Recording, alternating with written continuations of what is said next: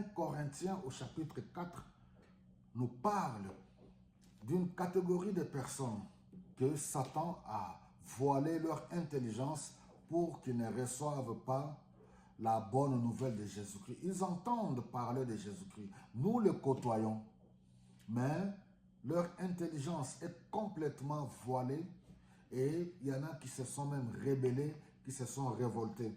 Les 4 ou les 5 premiers versets du chapitre de 2 Corinthiens au chapitre 4. Regardez au verset 3. Cependant, si la bonne nouvelle que nous annonçons paraît obscure, c'est-à-dire est voilée, elle ne l'est que pour ceux qui se perdent, ceux qui ont décidé librement de rejeter Jésus-Christ, de croire en Jésus-Christ. Ils ne croient pas parce que Satan, le Dieu de ce monde, a aveuglé leur intelligence. Ils peuvent être gentils. Nous les côtoyons, nous mangeons avec eux. Nous vivons avec eux. Les amis, membres même de nos familles. Mais quand on leur parle de Jésus-Christ, ils deviennent des philosophes. Ils rejettent. Et ainsi de suite. L'intelligence voilée.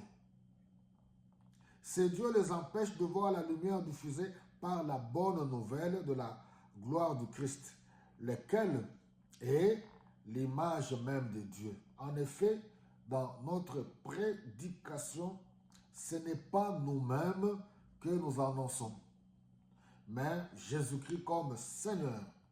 Quant à nous, nous déclarons être vos serviteurs à cause de Jésus-Christ. Vous voyez, un vrai serviteur de Dieu, un vrai enfant de Dieu, un bon témoin de Jésus-Christ, il ne s'annonce pas lui-même, il annonce Jésus-Christ.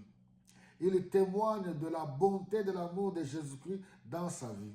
Et même les gens qui nous connaissent, les gens qui vous connaissent, qui vous ont côtoyé, qui vous côtoient, qui connaissent même votre vie ancienne, ils voient ce que vous êtes devenu en Christ. Malgré cela, ils ne veulent pas croire. Tout simplement pourquoi? C'est le Satan qui a voilé leur intelligence. Le Dieu de ce siècle qui règne en eux, qui le domine. Et le diable offre toutes sortes de distractions dans ce monde. Dans ce monde moderne. Vous voyez, il offre toutes sortes de distractions, des plaisirs, connaissances, et les gens rejettent Jésus-Christ. Que faire?